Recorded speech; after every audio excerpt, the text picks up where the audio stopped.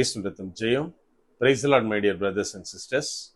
இந்த நாளில் இன்னைக்கு February 14, அதாவது வேலண்டைன்ஸ் டேவா வேர்ல்டு ஃபுல்லா செலிப்ரேட் பண்ணப்படுது. அதாவது இன்னும் நம்மளோட லாங்குவேஜ்ல சொல்றதா இருந்தா இன்னைக்கு லவ்வர்ஸ் டே, அதாவது காதலர் தினமா உலகம் ஃபுல்லா கொண்டாடிட்டு இருக்கோம். இந்த நாள்ல நான் கேட்க விரும்புற ஒரே ஒரு காரியம், லவ் பண்றோமா? நம்ம இதை கேட்டோம்னு நினைப்போம், என்ன பிரதர் இன்னைக்கு உலகம்தான் ஒரு பக்கம் இந்த மாதிரி ஓடிட்டு இருக்கு அப்படின்னா நம்ம எப்படி இந்த லவ்வை பத்தி பேச முடியும், அதுவும் லவ் பண்றோமான்னு எப்படி கேட்க முடியும் அப்படின்னு நம்மள நினைக்கலாம். இன்னைக்கு லவ் அப்படின்னா இந்த உலகம் வேற மாதிரியான ஒரு ஸ்ட்ரக்சர் கொடுத்துருக்கு. அதாவது லவ்னாலே பப்ளிக்கா நம்ம பேசக்கூடாது, அது ஒரு சீக்ரெட்டான விஷயம், எல்லாராலையும் விரும்பப்படாத ஒரு காரியம் அப்படின்னு நம்ம இன்னைக்கு அதுக்கு வேற மாதிரி ஒரு ஸ்ட்ரக்சர் கொடுத்து வச்சிருக்கோம். பட் என்னன்னா, லவ் எதை குறிக்குது அப்படின்னா அன்பு, பாசம், நேசம், இந்த மாதிரி 1000 காரியங்களையும் லவ்ன்ற ஒரு வார்த்தையில நம்ம கொண்டு வர முடியும். அதாவது இன்னைக்கு உலகம் அநேக விதமான லவ்வை குறித்து இன்னைக்கு பேசிட்டு இருந்தாலும் நான் விரும்புற காரியம் தேவனுக்கும் நமக்கும் இடையில இருக்க லவ்வை குறித்து பேச விரும்புகிறேன். முதலாவது, தேவனை லவ் பண்றோமா? அதுக்கு முன்னாடி ஒரு காரியம், நம்ம தேவன் நம்ம லவ் பண்றத, அன்பு செய்யறத நம்ம உணர்றோமா? இன்னைக்கு லவ் பண்றோமா அப்படின்னு கேட்டா நிறைய பேரால அக்செப்ட் பண்ண முடியாது. ஆனா அன்பு செய்கிறோமான்னா நம்ம அக்செப்ட் பண்ணிப்போம். ஏன்னா அந்த மாதிரியே நம்ம பேஸ்ல சில காரியங்களை நம்ம வச்சுட்டு இருக்கோம். இன்னைக்கு தேவன் என்னை லவ் பண்றாருன்னு நான் எப்படி அறிந்து கொள்ள முடியும் அப்படின்னா, 1 யோவான் 4:9 நமக்கு தெளிவா சொல்லுது. அதாவது பிதா என்னை எந்த அளவுக்கு நேசிக்கிறார் அப்படின்னா, தன்னுடைய ஒரே பேரான குமாரனை இந்த உலகத்திற்கு அனுப்பி, அதுவும் சிலுவை மரணத்திற்கு ஒப்பு கொடுத்து என்னை மீட்டு கொள்ளும்படியாய், இந்த மனித குலத்தை மீட்டு கொள்ளும்படியாய் இந்த உலகத்தின் மேல் அன்பு கூர்ந்தார் அப்படின்னு அந்த வசனம் சொல்லுது. இதுல இருந்து நாம அவருடைய லவ்வ குறித்து தெளிவாய் உணர்ந்து கொள்ள முடியும். நான் கேட்க விரும்புகிற காரியம், நாம தேவனை லவ் பண்றோமா? இன்னைக்கு நம்ம சொல்லலாம், எஸ் பிரதர், நான் ஆரம்பத்துல லவ் பண்ணேன், அதுக்கப்புறம் சில காரியங்களால இன்னைக்கு நான் லவ் பண்றேனான்னு எனக்கே தெரியல, அவரை அன்பு செய்கிறேனா அப்படின்னு எனக்கே ஒரு கேள்விக்குறிதான் அப்படின்னு நம்ம நினைச்சிட்டு இருக்கோமா? நம்ம ஒரு மீட்டிங் போனோம் அப்படின்னா ஒரே ஒரு ஸ்டேட்மெண்ட்டுக்கு இருக்கிற எல்லாருமே ஏதோ நெஞ்சில ஈட்டி பாஞ்சது மாதிரி ஒரு ஃபீல் பண்ணி பேசுறத நம்ம பார்க்க முடியும். என்ன தெரியுமா? யாராவது ஒருத்தர் ப்ரீச் பண்றவரு, பிரேயர் நடத்துறவரு, ஆதியில இருந்த அன்பை விட்டு விட்டாயா அப்படின்னு கேட்டா போதும், எல்லாருமே ஐயோ இல்ல ஆண்டவரே, நான் தவறு செஞ்சுட்டேன் ஆண்டவரே, ஆரம்பத்துல அவங்க கூட வேற மாதிரி ரிலேஷன்ஷிப்ல இருந்தேன், இப்போ எனக்கே தெரியாம நான் வேற எங்கேயோ டைவர்ட் ஆயிட்டு இருக்கேன் அப்படின்னு கிட்டத்தட்ட எல்லாருமே இந்த காரியத்தை அறிக்கையிடுறத நம்ம பார்க்க முடியும். அப்படியானால் ஸ்டில் நம்மளால சொல்ல முடியுமா, நான் தேவனை அன்பு செய்கிறேன், அவரை லவ் பண்றேன் அப்படின்னு? நான் வர வர என்னுடைய அன்பு கம்மியாகுது அப்படின்னா நம்ம நினைக்கலாம், நான் எதன் மூலமா எடுத்து காட்ட முடியும்? நான் தான் ரெகுலரா சர்ச்சுக்கு போறேன்னு, சர்ச்சில் தசம பாகம் கொடுக்கிறேன்னு, காணிக்கை கொடுக்கிறேன்னு, இன்னும் சர்ச்சுக்கு அநேக விதத்தில் நான் ஹெல்ப் பண்றேன் பிரதர், இது மூலமா என் அன்பை காட்டத்தானே செய்யறேன். அப்படியானால் நீங்க எப்படி சொல்ல முடியும் நான் அன்பு செய்யல, தேவனை லவ் பண்ணல அப்படின்னு எப்படி சொல்ல முடியும் அப்படின்னு நம்ம கேட்கலாம். எனக்கு அன்பானவர்களே, இதெல்லாம் ஒரு பக்கம் தேவனுக்காய் நாம செய்கிற காரியங்களாய் இருந்தாலும், தேவனை நாம் அன்பு செய்கிறது என்ன அப்படின்னு வசனம் நமக்கு தெளிவாக எடுத்து காட்டுகிறது. 1 யோவான் 5வது அதிகாரம் 3வது வசனத்துல அங்க கிளியரா குறிப்பிடப்பட்டுள்ளது என்ன அப்படின்னா, தேவனை அன்பு செய்யறது எப்படின்னா அவருடைய கற்பனைகளை கை கொள்ளுவதே அப்படின்னு அந்த இடத்துல எழுதப்பட்டுள்ளது. இன்னைக்கு தேவன் எனக்கு என்ன சொல்லி இருக்கிறாரோ, இந்த வசனத்திலே அவர் என்ன எனக்கு தந்திருக்கிறாரோ அதன்படி நான் நடக்கிறேன் அப்படின்னா அவரை நான் லவ் பண்றேன் அப்படின்னு அர்த்தம். இன்கேஸ் என்னால இந்த காரியத்தை என் வாழ்க்கையில அப்ளை பண்ண முடியல, அதன்படி நடக்க முடியல, ஆனா நான் எல்லா காரியத்தையும் ஈவன் ஊழியத்துல கூட பயங்கரமா தேவனுக்காய் ஓடிக்கொண்டிருக்கிறேன் அப்படின்னாலும், தேவனோடு கூட நான் அன்புன்ற ரிலேஷன்ஷிப்ல, லவ்ன்ற ரிலேஷன்ஷிப்ல இல்லைன்னு தான் அர்த்தம். ஏன்னா வசனம் நமக்கு கிளியரா சொல்லி தருகிறது, யாரெல்லாம் தேவனுடைய காரியத்தை, கற்பனைகளை கை கொண்டு நடக்கிறார்களோ, அவர் வார்த்தையின்படி நடக்கிறார்களோ, அவர்கள் மாத்திரமே தேவனை அன்பு செய்து வாழ்கிறார்கள். இன்னைக்கு நம்ம நிறைய நேரத்துல என்ன பண்றோம் அப்படின்னா, அதாவது ரட்சிக்கப்பட்ட புதுசுல நம்மளுடைய தேவன் கூட இருக்கிற உறவு வந்து கிளியரா இருக்கு, சூப்பரா போயிட்டு இருக்கும். பட் திடீர்னு இடையில சில பிரச்சனைகள்னால நம்ம டைவர்ட் ஆகலாம், நம்முடைய அன்பு சற்று குறைந்து போகலாம். ஆனா என்ன தெரியுமா பிரச்சனை, மறுபடியும் நம்ம தேவன் கிட்ட போக மாட்டோம், அப்படியே ஸ்டாப் ஆயிருவோம். ஓ, தேவனை விட்டு நான் பிரிஞ்சு வந்துட்டேன், எனக்கும் அவருக்கும் ஒரு பெரிய இடைவெளி வந்துட்டு, என்னை அவர் மறுபடியும் ஏத்துக்கிற மாட்டாரு, நான் எங்க இருந்து புறப்பட்டனோ மறுபடியும் அந்த இடத்துல நான் நிக்கிறேன் பிரதர், என்னால போக முடியாத தூரத்துக்கு வந்துட்டேன் அப்படின்னு நினைக்கிறோமா? எனக்கு அன்பானவர்களே, வேதத்திலிருந்து ஒரு நபரை குறித்து உங்களோடு பேச ஆசைப்படுகிறேன். பேதுருவை எடுத்துக்கொண்டால், இயேசு கிறிஸ்துவுக்காக, அவருடைய ஊழியத்திற்காக அவர் மேல் வைத்த அன்பினாலே எல்லாவற்றையும் அப்படியே நம்ம பார்க்கிறோம். படகு வலையெல்லாம் விட்டுட்டு அப்படியே விட்டுட்டு இயேசு கிறிஸ்து பின்னாடி வந்தவர், அவரோடு ஊழியத்துல இணைந்து செயல்பட்டவர், அவரோடு கூட போனவர். இன்னும் சொல்ல போனா எல்லா சீஷர்களும் அமைதியா இருக்காங்க. இவர் சொல்றாரு, யார் மறுதளிச்சாலும் ஆண்டவரே உங்களை நான் மறுதளிக்க மாட்டேன் அப்படின்னு துணிஞ்சு பேசினவரு. தனக்கு எச்சரிப்பு வந்த போதிலும் அங்க என்ன நடந்தது? இயேசு கிறிஸ்துவை அவர் மறுதளித்தார், சபித்தார் அப்படின்னு வாசிக்கிறோம். அதாவது நான் அன்பு செய்தேன், அதனால பின்னாடி போனேன், இப்ப எனக்குள்ளாய், என் மேலாய், என் உயிர் மேலாய் பெரிய அன்பு வந்து விட்டது, அது இயேசு கிறிஸ்துவுடைய அன்பை பார்க்கிலும் பெரியதா எனக்கு பட்டது, நான் பிரிஞ்சு போயிட்டேன். நம்ம கொஞ்சம் யோசித்து பார்த்தோம் அப்படின்னா இன்னும் சில காரியங்கள் செய்கிறார் அவரு.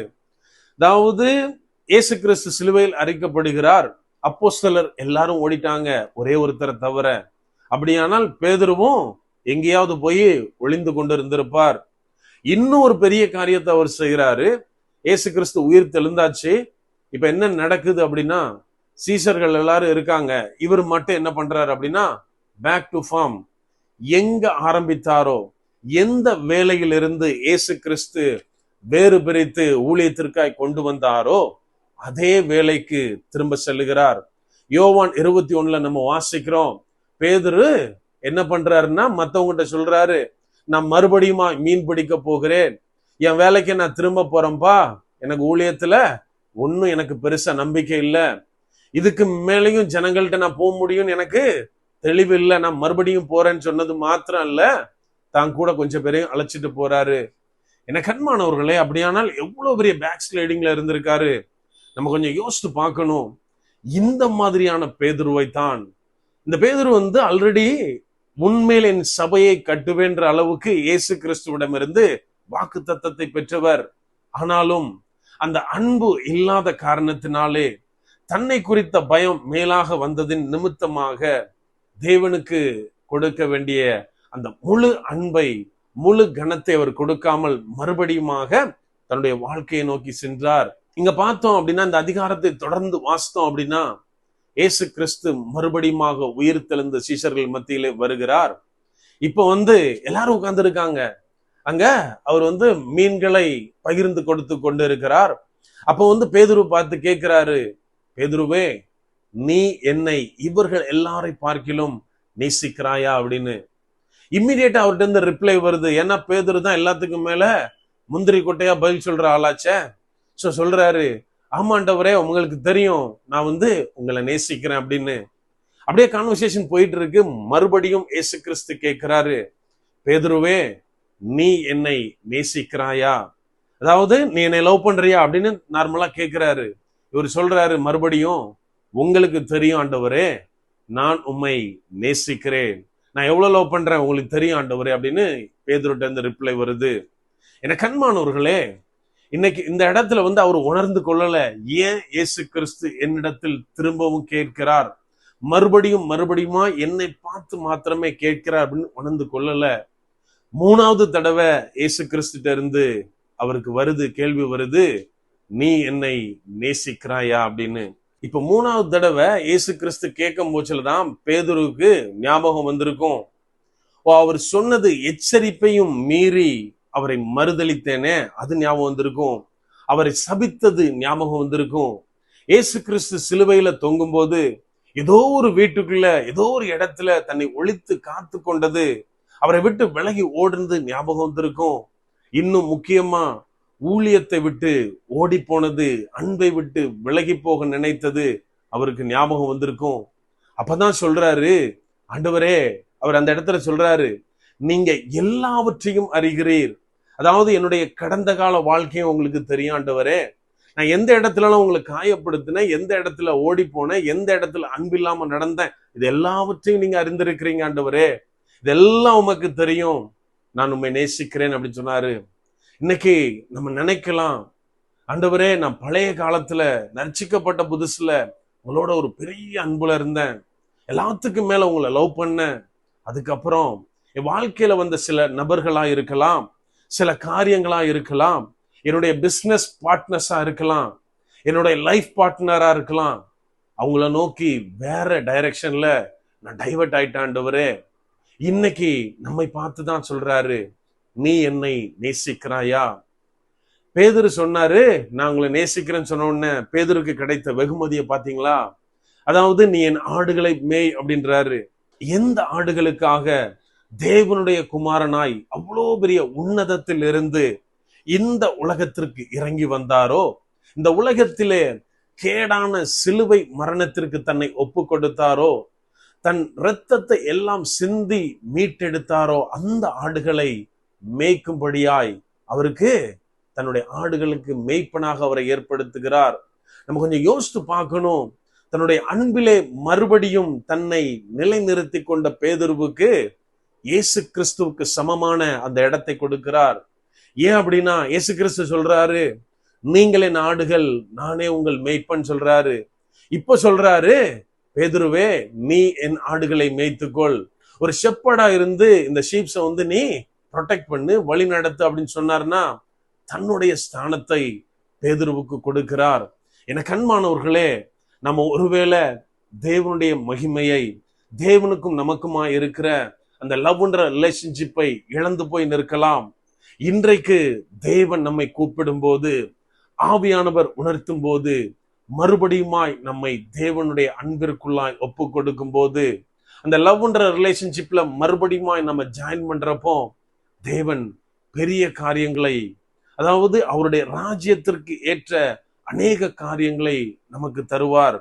அதுக்கு நம்ம செய்ய வேண்டிய ஒரே ஒரு காரியம், மறுபடியுமாய் தேவனை லவ் பண்ண ஆரம்பிக்கிறது. எல்லாவற்றை பார்க்கிலும் மேலாக லவ் பண்ணணும். இப்போ மறுபடியும் நம்மை பார்த்து கேட்க முடியுமா, லவ் பண்றோமா அப்படின்னு? அப்படியே கண்களை மூடுவோமா? அன்பான ஆண்டவரே, இந்த நேரத்திலே அப்பா உம்மை நோக்கி பார்க்கிறோம். ஆவியானவர், நீர் எங்களோட இருக்கிறீர், அதற்காய் நன்றி செலுத்துகிறோம். அப்பா, இந்த நாளுக்காய் நன்றி தகப்பனே. நீர் எங்களை எல்லாவற்றிற்கும் மேலாக எங்களை நேசிக்கிறீரே, அந்த மேலான லவ்வபிளான காரியத்திற்காய் நன்றி தகப்பனே. அது மேன்மை தங்கிய மேலான கிருபை எங்களோடு இருக்கிறதப்பா, அது எங்களை நடத்துகிறது தகப்பனே, அதற்காய் நன்றி செலுத்துகிறோம். அப்ப அநேக நேரத்துல நாங்கள் உமது அன்பை மறந்து போய் வேற எங்கேயோ அதை தேடிட்டு இருக்கோம் தகப்பனே. ஆவியானவரே, இந்த நேரத்துல எங்களை உமது சமூகத்திலே ஒப்பு கொடுக்கிறோம். நாங்கள் ஒவ்வொருவரும் தேவ அன்பிலே நிலைத்திருக்க, தேவனுக்கும் எங்களுக்குமா இருக்கிற அந்த உறவிலே நாங்கள் நிற்க ஆவியானவர் நீர் எங்களுக்கு உதவி செய்ங்க.